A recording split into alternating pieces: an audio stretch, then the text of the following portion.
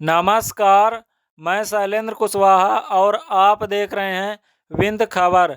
सरकार के द्वारा पूरे देश और प्रदेश में जो अमृत सरोवर बनवाने की योजना थी, उसका मुख्य उद्देश्य यह था कि उन अमृत सरोवरों को गांव-गांव में बनवाया जाएगा, जिससे गांव में पानी की किल्लत कम हो सकेगी और वाटर लेवल को बढ़ाया जा सकेगा। लेकिन निर्माण एजेंसियां सरकार की नाक के नीचे कैसे सरकार से खेलती हैं, उसका एक उदाहरण सतना जिले से सामने आया है।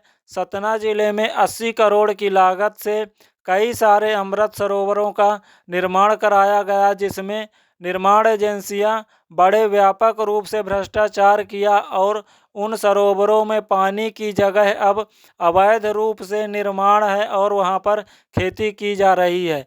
ऐसा मामला आया है ग्राम पंचायत भरहुत में, जो उचेहरा विकास खंड के अंतर्गत आता है, जिसकी लागत 25 लाख रुपए थी और अब वहां पर खेती हो रही है और अवैध निर्माण हो गया है। 2023 में उसमें रेनोवेशन के नाम पर 1,87,000 रुपये निकाल लिए गए और वो भी ऐसे जॉब कार्डधारियों के खाते में निकाले गए हैं जो कई वर्षों से सतना में रहते ही नहीं हैं या कि उसमें काम ही नहीं किया है। ऐसे में सवाल उठता है कि सरकार के नाक के नीचे निर्माण एजेंसियां इतना व्यापक रूप से घपला करती हैं, फिर भी सरकार के कानों और आँखों में क्यों नहीं सुनाई और दिखाई देता है कि जब इतना व्यापक रूप से भ्रष्टाचार हो रहा है तो उनके ऊपर कार्रवाई क्यों नहीं की जाती है और ऐसे निर्माण एजेंसियों को क्यों ठेका दे दिया जाता है।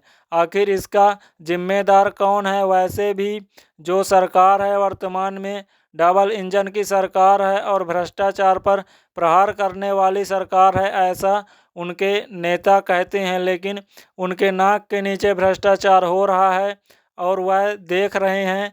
आखिर क्या भ्रष्टाचार करने वालों में उनके कुछ कार्यकर्ताओं का हाथ होगा या कि किसका हाथ है? किस वजह से आखिर सरकार के हाथ बांधे हुए हैं, यह तो सवाल उठना लाजमी है। नहीं तो उनके ऊपर कार्रवाई क्यों नहीं होती है?